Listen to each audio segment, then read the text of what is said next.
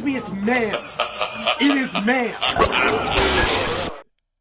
There's nothing that we got out of that whole situation, and that's one of the things that really irritates me. And it's going to continue to be that way. And same thing with Ukraine right now. We've got a bunch of other guys that are fighting over there in Ukraine right now against the Russians. Like, I get it. It's sexy. Like, we're going to go fight the Russians. This is like the 1980s all over again, right? Like, this is every, like, kid, yeah, Red Dawn dream making right here is going to fight the Russians in Ukraine. But, like, it's World War I over there, man. Like, have you seen some of the footage coming out of Ukraine? Yeah, some of the footage, you know, I'm just kind of like, I mean, when they first started this war with their propaganda machines, they were putting out, like, video game clips from, like, well, yeah, it's a different war now. Like, we've got drones, we've got better cameras. Like, it's not like it was at the beginning of the invasion in Afghanistan or Iraq, and then later on, like, things have gotten better. Like, there's still war footage from when I was in back in 2008, and then when you went as well, like, there's war footage, but it's not as it is today. Like, especially with drone footage and, like, commercial drone footage that you can get, it's nowhere near the same as it is now. So, like, this war is much more media dependent because it's winning people's hearts and minds, seeing the war up front and close, right? And it's the East versus West, because that's exactly what it is. It's Russia, China, and all the others against Western powers and NATO. That's kind of one of the issues that are at play here.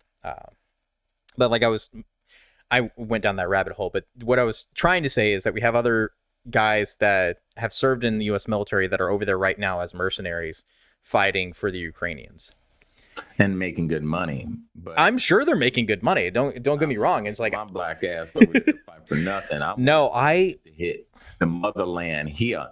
Yeah. Then that's when I'll do what I have to do.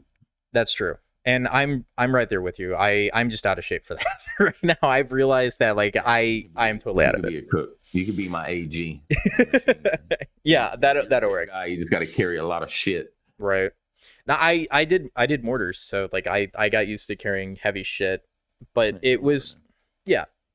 But I don't know. I just look at it as that I don't think modern warfare is worth it. Like, at this point in time in history, I don't think it's worth it. We don't really get anything out of it. There's no territory gain. There's no resources that we really get that we couldn't have bought in the first place, right? Especially with the modern monetary theory that we have now, there's no reason we couldn't have bought all those resources. Why did we need to go fight? Other than they wouldn't give it to us, so we had to fight. It's like we have to coerce people to give us things unless they don't, and then we kill them, you know, sort of situation. That's what the government does. Yeah, when this whole Ukraine thing started, I knew of the country Ukraine. I've heard of it. Mm-hmm. I didn't know who the hell Zelensky was.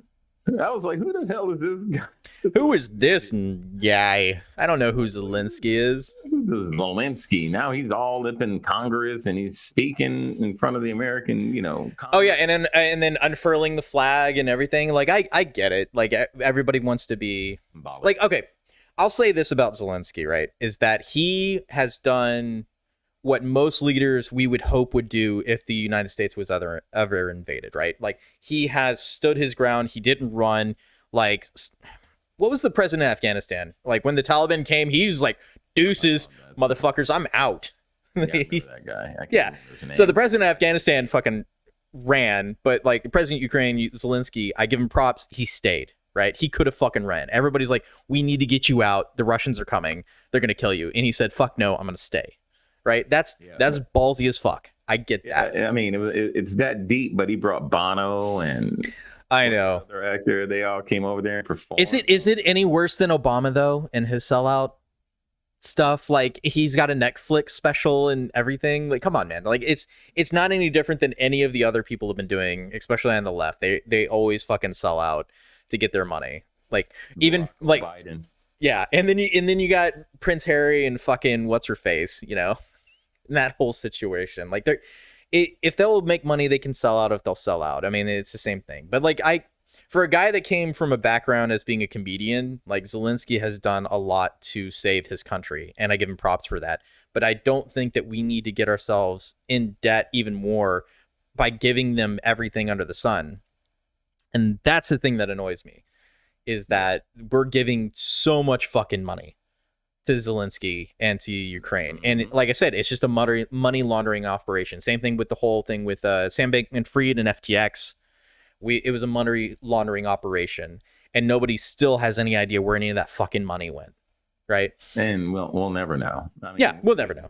We kind of have an idea where it's going. Yeah, we know. We're never going to find out the truth until just like the Maxwell freaking list, right? We're never gonna find out who was on those fucking planes and who was diddling them kids. We'll never know. We'll never know, man. According to your Facebook page, we aren't friends.